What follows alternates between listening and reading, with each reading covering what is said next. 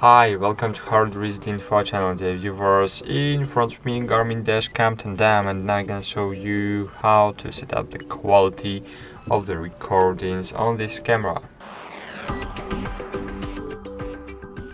To do it, you need to open the Garmin Drive application and click Settings.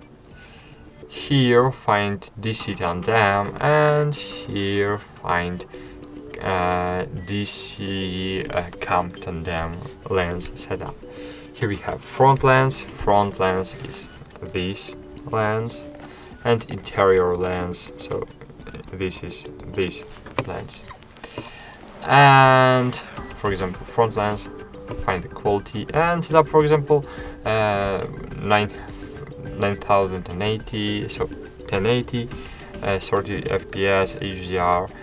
And here for the interior quality, we can't change the quality, as you can see.